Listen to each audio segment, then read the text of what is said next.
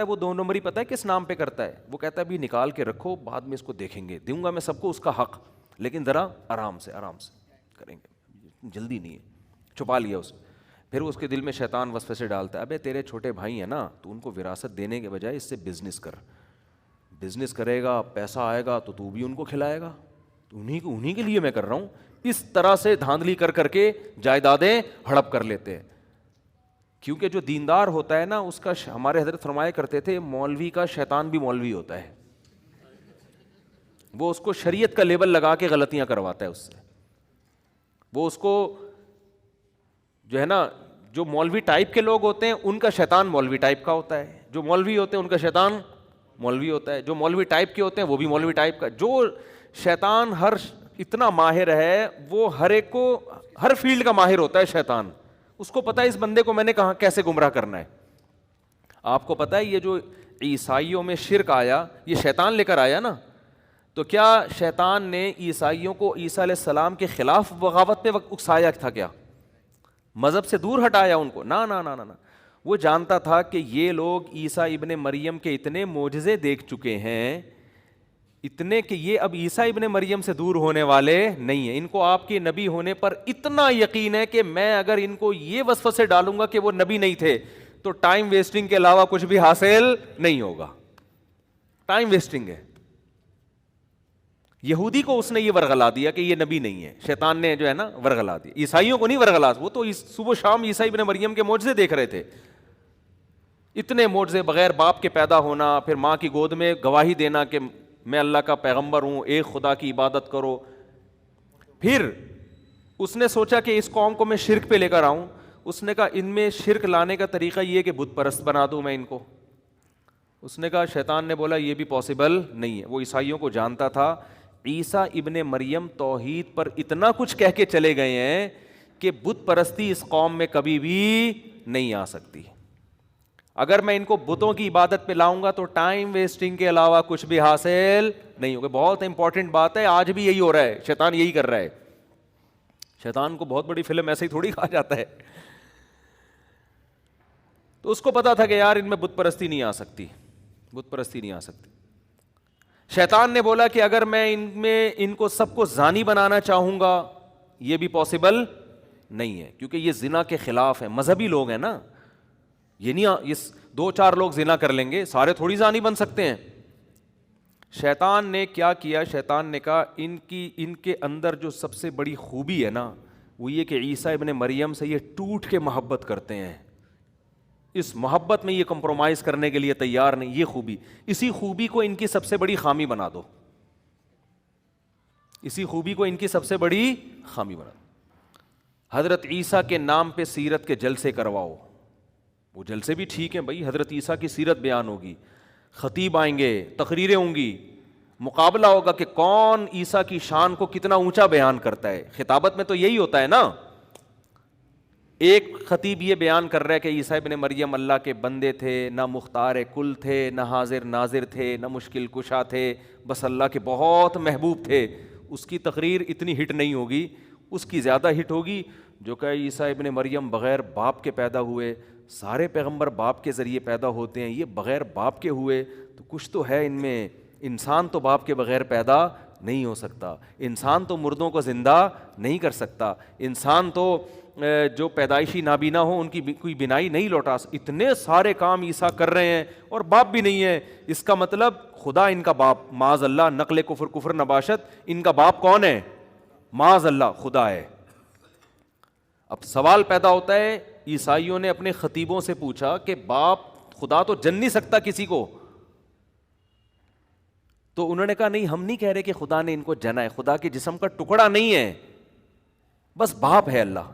اچھا مجازن باپ ہوگا، جیسے کسی بڑے کو بھی آپ مجازن باپ کہہ دیتے ہو، حقیقتاً نہیں ہے، اور بیٹا ان کو مجازن کہہ دو، جیسے ہم کہتے ہیں نا باپ کو بھی آدمی بیٹا کہہ دیتا ہے بعض دفعہ، صحیح ہے نا، بیٹا کیا کر رہے ہو، یا کسی دوست کو بیٹا کہہ دیتا ہے، یا کسی بھی چھوٹے آدمی کو بیٹا کہہ دیتا ہے محبت میں، حالانکہ وہ بیٹا نہیں ہوتا، تو مجازن کہہ دیا ہوگا بیٹا۔ تو اگر ہم مجازن مانتے ہیں تو پھر تو مجازن کسی بھی پیغمبر کو کہہ دو بیٹا، تو عیسیٰ کی کیا خصوصیت ہے؟ انہوں نے کہا نہیں، مجازن نہیں ہے، حقیقتاً بیٹا۔ لیکن اللہ کی ذات سے نکلا نہیں ہے. جب نکلا بھی نہیں ہے تو پھر کیسے؟ ہمیں نہیں پتا وہ ہے. تقریر میں آپ جیت گئے بہرحال. سمجھ رہے ہو کہ نہیں سمجھ رہے بھائی؟ تقریر میں تو آپ کیا ہو گئے. اور ان کو پھر تورات کی ایسی آیتیں بھی مل گئیں, کیونکہ جب آپ کوئی فاسد نظریہ فرض کرتے ہو تو آپ کو اپنے مطلب کے دلائل ہر جگہ سے مل جاتے ہیں. یہ بھی ہے. جیسے ہمارے پروفیسر غامدی صاحب, وہ جو مرضی پھینک دیں, کہیں نہ کہیں سے آیتیں نکال کے لے آتے ہیں. وہ کچھ بھی کہتے ہیں کہیں نہ کہیں سے مل جاتی ہے. یہ تو ہر ایک کے ساتھ ہے. آپ کو اقوال مل جائیں گے, آپ کوئی بھی قول لے لو, کہیں نہ کہیں کسی تابعی کا ضعیف قول حاشیے میں لکھا ہوا آپ کو مل جائے گا. تو گمراہ لوگ یہی کچھ کر رہے ہوتے ہیں. بھائی اس قول کو کسی نے حیثیت نہیں دی, اس کی کوئی ویلیو نہیں ہے.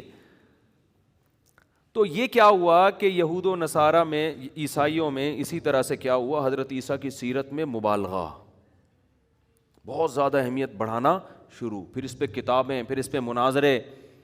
ظاہر ہے اس وقت حق پرستوں نے مخالفت کی, لیکن لیبل ایسا لگا تھا عیسیٰ کی شان بیان ہو رہی ہے, تو ظاہر ہے لیبل سے لوگ دھوکہ کھاتے ہیں.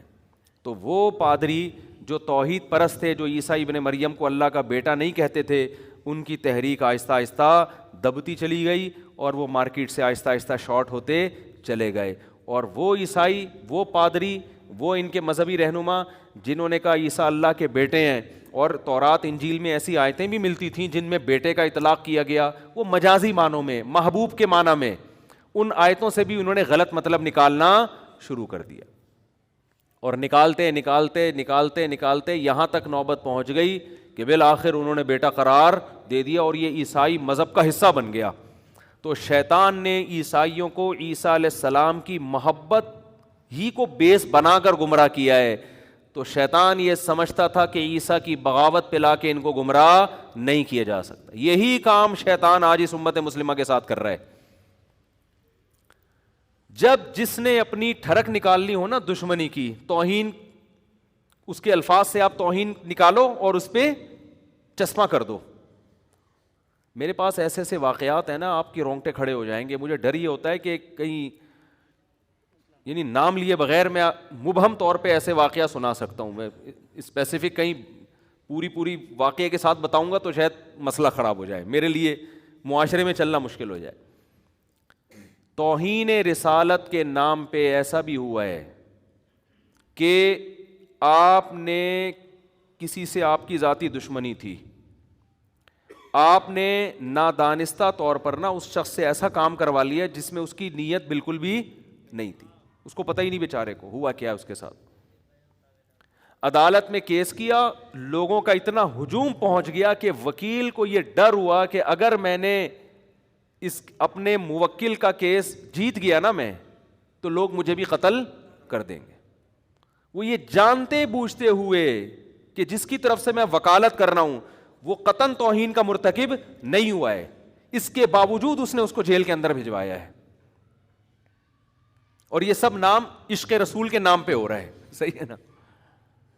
میں مانتا ہوں کہ توہین رسالت یا توہین اہل بیت یہ بہت بڑا جرم ہے, اس پہ قانون بالکل صحیح ہے.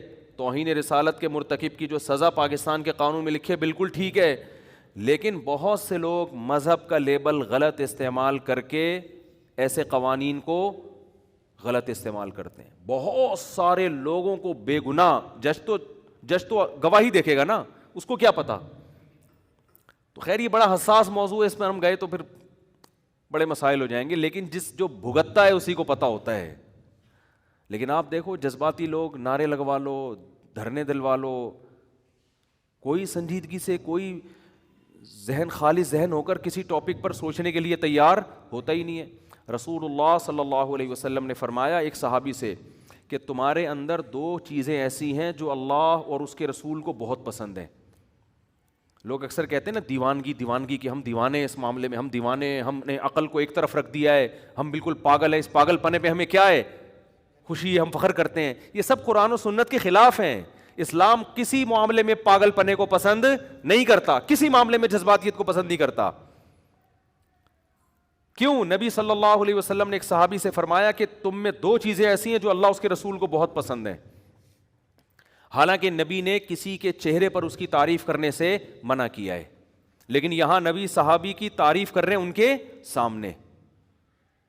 کیوں؟ اس لیے کہ وہ اتنی قابل تعریف چیزیں ہیں کہ اللہ کے نبی نے عام اصول سے ہٹ کے ان کے چہرے پر ان کی تعریف کی کہ یہ ایسی زبردست کوالٹی ہے. جیسے آپ کو پتا ہے نا کہ یار میں اس بندے کی اس کے منہ پہ تعریف کروں گا تو اس کے خطرہ یہ چوڑے میں آ جائے گا اور اس میں کبر پیدا ہوگا, لیکن بعض دفعہ ایسی صفت ہوتی ہے آدمی کہتا ہے یار جو مرضی ہو جائے یہ تو اس کے سامنے بیان کرنی ہے یار ایسی کوالٹی ایسی زبردست.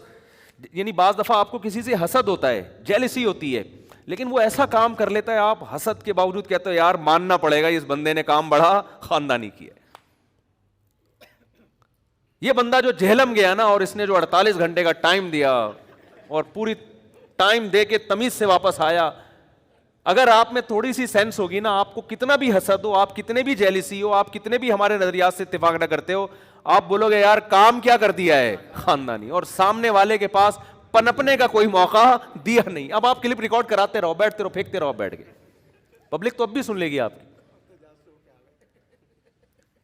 اب اس کی ایک یہی مثال آ گئی.